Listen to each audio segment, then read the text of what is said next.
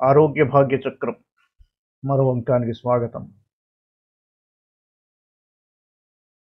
లగ్నం నుంచి 6, 8, 12 స్థానాధిపతులు ఏ ఏ రాశుల్లో ఉంటే సమస్య ఎలా ఉంటుంది అన్నది ప్రాథమికంగా మనం చర్చించుకుంటున్నాం. ఆ క్రమంలో ఈరోజు మనం ధనురాశికి వచ్చాం. ఈ బేసిక్స్ ఫండమెంటల్స్ ఎందుకు ప్రధానమైనవి అంటే, అస్ట్రాలజీలో చాలా సిద్ధాంతాలు ఉంటాయి. ఏమండి ఆ డిస్క్రిప్షన్ ఎలా వాడాలని చాలా మంది అడుగుతారు. టార్చ్ అందరి చేతిలో ఉంటుంది, కానీ ఎక్కడ ఫోకస్ చేస్తాడో అది ఇంపార్టెంట్. దాన్ని బట్టి ఏదైనా కనిపిస్తుంది. సమస్య ఎక్కడొస్తుందంటే, రూలింగ్ అవుట్, ప్రూనింగు ఇవి జరుపుకుంటూ ఆ ప్రదేశాన్ని ఎంచుకోవడంలో ఒక నైపుణ్యం ఉంటుంది. ఇటుకలు వరుసగా పెట్టుకుంటూ మధ్యలో సిమెంటు, ఇసుక కలిపిన అది వేస్తూ ఉంటాడు. ఆ వేసేటప్పుడు ఎక్కడైనా చోటు వదిలేసానా అన్నది చూసుకోవడం. అట్ ద సేమ్ టైం అదొక లైన్‌లో ఉందా? ఒక సీక్వెన్స్‌లో ఉన్నదా? మనకు తెలిసిన విషయాన్ని బట్టి అది సరి క్రమంలో వెళుతోందా అన్నది అడుగడుగునా జడ్జ్ చేసుకుంటూ ఇటుక తర్వాత ఇటుక పెట్టుకుంటూ ఇటుక పైన ఇటుక పెట్టు. అది అస్ట్రాలజీలో ఒక సరైన పద్ధతి. పూనకం వచ్చేసిన వాళ్ళలాగా ఏదో చెప్పడం అది అస్ట్రాలజీ కాదు. ఆల్ రైట్, ఉపాసనా బలం చేత ఇంట్యూషన్ అన్నది, ఇన్స్టింక్ట్ అన్నది అస్ట్రాలజర్కి రావాలి. అది వాళ్ళకున్న ఉపదేశానుసారం వాళ్ళు చేసుకునే అనుష్ఠానం మీద ఆధారపడి ఉంటుంది. గాయత్రి జపం చేసుకొని వాళ్ళకి అస్ట్రాలజీతో ఏ సంబంధం లేదండి. ఇది నిర్ద్వంద్వమైన విషయం. కారణం ఏంటంటే, ఆ మంత్ర జపంలోనే ఉంది ఇప్పుడు నేను చెప్పిన ప్రాసెస్. ధియో యో నః ప్రచోదయాత్. అంచేత స్టెప్ బై స్టెప్ బిల్డ్ చేసుకుంటూ వెళ్ళడం చాలా అవసరం. ఫలానా సంవత్సరంలో మీకు ఇలా జరుగుతుంది, ఫలానా సంవత్సరంలో మీకు ఇలా జరగదు, నువ్వు ఎంత చేసినా ఉపయోగం లేదు, ఇది అస్ట్రాలజీ కాదు.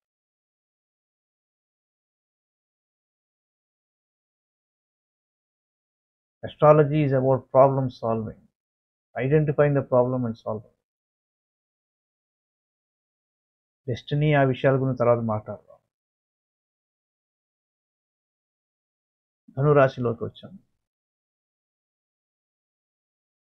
ధనురాశిలో మూల 4 పాదాలు, పూర్వాషాఢ 4 పాదాలు, ఉత్తరాషాఢ 1 పాదం. 253, 20 డిగ్రీల గురించి చెప్పుకుంటే జోడియాక్లో ఇది మూల. పూర్వాషాఢ 266, 40, ఉత్తరాషాఢ 1 పాదం 270 డిగ్రీస్ క్లోజ్ అవుతుంది. ఈ డిగ్రీలు ఎందుకు చెప్పాల్సి వస్తుంది అంటే, చాలామంది ఏమండి 1 పాదం అక్కడ 3 పాదాలు అక్కడ ఇలా ఎందుకు అంటే, దిస్ ఇస్ ది డివిజన్. డిగ్రీలు బట్టి 360 డిగ్రీస్ని డివైడ్ చేసే పద్ధతిలో ఒక్కొక్క నక్షత్రం ఒక్కొక్క పాదం ఇక్కడ వచ్చి 3 పాదాలు అక్కడ, కొన్ని నక్షత్రాలు 2 పాదాలు ఇక్కడ 2 పాదాలు అక్కడ వెళ్ళడం, ఇది మనం చూస్తాం. అంటే what is important is 30 degrees of the sign of the zodiac. అయితే ఈ నక్షత్రాల్లో మూల అనేది మీకు స్కార్పియై అంటాడు దాన్ని. 6 నక్షత్రాలు, ఇది ఒక గీత వంగితే ఎలా ఉంటుందో అలా ఉంటుంది. 6 నక్షత్రాల సమూహం ఈ మూల. పూర్వాషాఢ, ఉత్తరాషాఢ, సాజిటేరై అంటాడు. 4 నక్షత్రాలు, ఇది ఒక స్క్వేర్, ఒక పలకలాగా.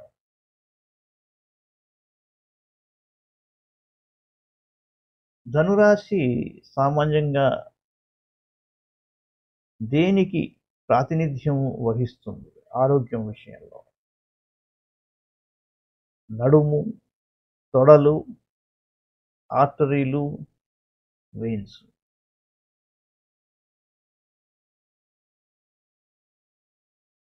అందుకే మీరు చూడండి, గుండె జబ్బుకు సంబంధించిన విషయాలు, ఆర్టరీసు, వెయిన్స్, ఇది ధనురాశిలో వాటి ఫంక్షనింగ్ తెలిసిపోయే ఒక రాశి అది ధనువు. 6, 8, 12 మీ లగ్నం ఏదైనా వాటి అధిపతుల్లో ఒకళ్ళైనా, ఇద్దరైనా, ముగ్గురు కూడా ధనురాశిలోకి వస్తే ఆర్టరీస్ విషయంలో, వెయిన్స్ విషయంలో జాగ్రత్త పడాలి. మీరు రకరకాల కేసెస్ని స్టడీ చేసుకుంటూ వెళ్తుంటే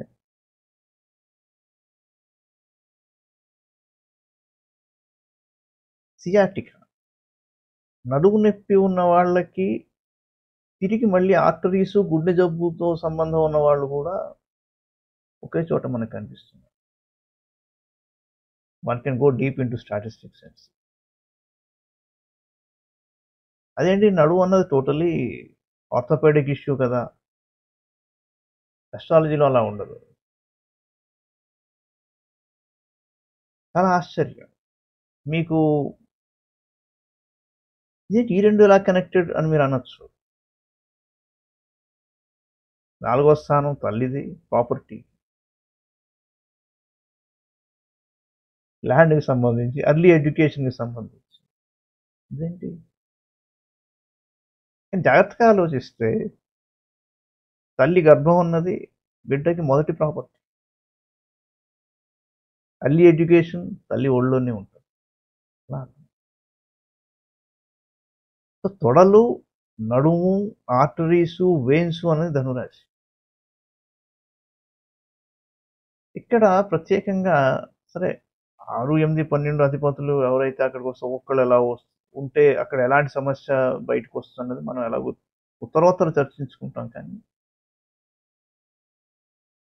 ఆసక్తికరంగా ఉండేందుకోసం ఒక కేస్ స్టడీ చెప్పాల్సి ఉంది. ధనురాశిలో గనక మీకు శని ఉన్నాడు అనుకోండి. ఈ శని 6, 8 లేదా 12 అధిపతి అయ్యాడు జాతకంలో, లగ్నాలు.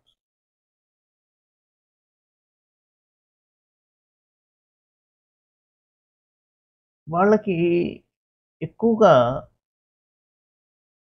మామూలుగా పనిచేసుకుంటున్నప్పుడే ఎక్కడో చిన్న స్ట్రెయిన్ వల్ల నడువు నొప్పి రావడం అన్నది కనిపిస్తుంది. మామూలుగా నడువు నొప్పి అన్నది మీరు అనవసరంగా ఎడమ పక్కకి వంగిన, ఎడమ పక్కకి అటు ఇటు వంగడం మనకి ఇవ్వలేదు భగవంతుడు. మనకి స్ప్రింగ్ యాక్షన్ కుడికి ముందరికి వెనక్కి ఉంది. సడన్గా ఏదో పెన్ను పడిపోతే టక్కన వంగి తీయడం వల్ల ఏదో ఒక స్లిప్ డిస్క్ అవడం లాంటివి. అలా కాకుండా శని ధనువులో ఉన్న వాళ్ళకి, నేను శని కనుక 6, 8, 12 ఏదో దానికి అధిపతి అయ్యి ఉంటే ఇలా ఏదో అడ్వెంచర్ చేయడం వల్ల వచ్చే నడువు నొప్పి అని కాదు. నిద్ర లేవగానే నడువు నొప్పి, మామూలుగా కూర్చుంటే నొప్పి, నిలబడితే ఎక్కువసేపు నిలబడలేరు, ఎక్కువసేపు కూర్చోలేరు. సడన్గా కూర్చోవద్దని డాక్టర్ చెప్తూ ఉంటాడు. అన్ని టెస్టులు చేసి మీకు ఈ సమస్య ఉంటుంది అంటే ఎముకలకి సంబంధించిన మహానుభావుడు శని. ఆయనే డైరెక్ట్గా ధనువులో ఉన్నాడు అంటే 6, 8, 12 ఏదో అధిపతి అయ్యాడు. బోన్స్ స్ట్రాంగ్గా వీకా అన్నది ఇష్యూ కాదు. బోన్స్ చాలా స్ట్రాంగ్ అండి నాకు నడువు నొప్పి ఉండదు అనుకున్నాడానికి వీల్లేదు, చాలా వీక్ అంటే నడువు నొప్పి అనడానికి వీల్లేదు. ఫంక్షనింగ్. శని సామాన్యంగా ఎవరితో కలవడు కాబట్టి బోన్స్ యొక్క స్ట్రక్చర్, మీకు బ్లడ్ అన్నది బోన్ మ్యారో నుంచి వస్తుంది. అంచేత అతను తినే ఆహారం అన్నది బోన్కి పట్టట్లేదు, బోన్ స్ట్రెంగ్త్ పుంజుకోవట్లేదు. టాబ్లెట్స్ ఇస్తారు, మీకు ఇన్సూర్ ఇస్తారు, లేకపోతే శల్కాలు ఇస్తారు. కానీ వాస్తవానికి బోన్ అన్నది మీరు తీసుకునే ఆహారం వలన సరైన ఫంక్షనింగ్‌లోకి వెళుతోందా? మెడిసిన్‌లో సమస్య ఏంటంటే స్ట్రెంగ్త్ వేరు. దాని ఫంక్షనింగ్ వేరు. చాలా స్ట్రాంగ్ అండి అనొచ్చు కాదు. బట్ స్ట్రాంగ్ ఎప్పుడవుతుంది దాని ఫంక్షనింగ్ సరిగ్గా ఉన్నప్పుడే స్ట్రాంగ్ అది. అది మీ ఆహారం యొక్క అబ్జార్ప్షన్ అక్కడ పడుతోందా సరిగ్గా? That is again related to arteries and veins. అందుకే ధనురాశిలో ఇది సహజంగా న్యాచురల్ నైన్త్ హౌస్, నైన్త్ రాశి. Quick absorption, quick action, reaction and interaction inside the body. వీటిని ధనురాశి మామూలుగానే చెప్తూ ఉంటుంది ఆ వ్యక్తి యొక్క లక్షణం. ఇన్‌స్టింక్ట్‌తో మాట్లాడతాడా? లేక అనలిటికల్‌గా మాట్లాడతాడా? లేక క్రియేటివ్‌గా మాట్లాడతాడా? లేక క్రియేటివ్‌గా పని చేస్తాడా? లేక హార్డ్ వర్క్‌తో తీసుకొచ్చి స్మార్ట్ వర్క్ చేస్తాడా? లేక కేవలం హార్డ్ వర్క్ చేస్తూ ఉంటాడా? ఇవన్నీ సామాన్యంగా ధనురాశి బట్టి అర్థమవుతాయి. Now that is related to this. చూడండి. వెయిన్స్, ఆర్టరీస్, బ్లడ్ సర్క్యులేషన్, నడుము నొప్పి. ఇప్పుడు మీరు జాగ్రత్తగా ఆలోచిస్తే గుండె యొక్క ఫంక్షనింగు కేవలం ఆర్టరీస్ అండ్ వెయిన్స్‌తో ఉన్నదా? పెద్ద ప్రశ్న.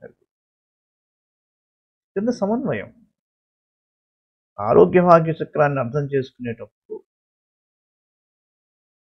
కీలకమైన రాశులు కొన్ని ఉంటాయి. ఒకవేళ ఎవరన్నా బోన్ మ్యారో సమస్యతో మీ దగ్గరికి వచ్చినప్పుడు మీరు ఎగ్జామిన్ చేయవలసింది ముందర ప్రప్రథమంగా ధనురాశి.